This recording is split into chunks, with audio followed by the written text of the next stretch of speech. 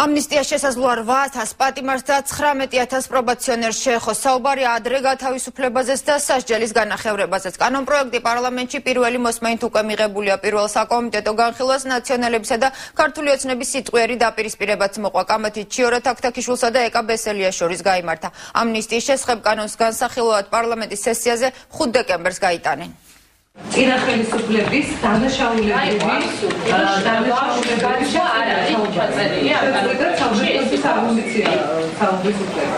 წესრიგი დაიცავთ ხალხო ნუ ხულიყო წესრიგი დაიცავთ სიტყვიერი დაპირისპირება ეკა ბესელიასა და ჩიორა თაქთაქიშვილს შორის ადამიანის უფლებათა დაცვის კომიტეტის ხდომაზე. ამნისტიის შესახებ კანონპროექტის განხილვას მოჰყვა. დეპუტატებმა პროექტი პირველი საკომიტეტო მოსმენით მიიღეს. ჩვენ კომიტეტის ხდომაზე ვიყავით იმ ზღვარზე, როდესაც შეუძლებელი იყო საკითხის ნორმალურ პირობებში განხილვა. ძალიან სამწუხაროა, რომ უმცირესობა იქცევა ისე, როგორც იქცევა.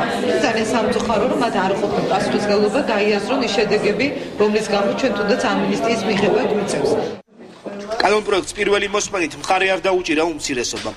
ნაციონალური მოძრაობის წარმომადგენლები კანონპროექტის მიმართ უნდობლობის მიზეზად იმ შენიშვნებს ასახელებენ, რომელიც უმრავლესობამ არ გაითვალისწინა.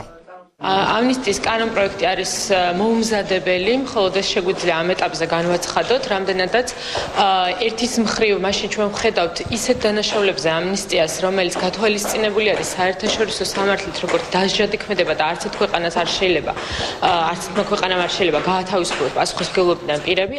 წინასწარი ინფორმაციით ამნისტია 8,000 პატიმარს და 19,000 პრობაციონერს შეეხება. სავარაუდო მონაცემები პირველ საკომიტეტო განხილვაზე სასჯელ აღსრულებისა და პრობაციის მინისტრის პირველმა მოადგილემ წარადგინა.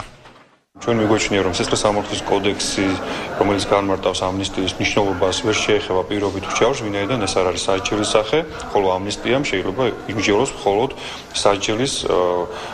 სასჯელისგან გათავისუფლებაზე. ამან გამომდინარე, რომ საზოგადოების უსაფრთხოების ინტერესი იქნას დაცული, მიგვაჩნია, რომ გარკვეულ მუხლებს, მათ შორის ნარკოტიკულ დანაშაულებს გარკვეულ მუხლებსაც შესაძლოა შეეხოს მკვლელი ოდენობის. უმრავლესობის მიერ ინიცირებულ კანონპროექტს მომდევნო კვირას იურიდიული კომიტეტიც განიხილავს. 5 დეკემბერს პარლამენტის პლენარულ ხდომაზე გახდება ცნობილი, მიიღებს თუ არა საკანონმდებლო ორგანო ამნისტიის შესახებ კანონს.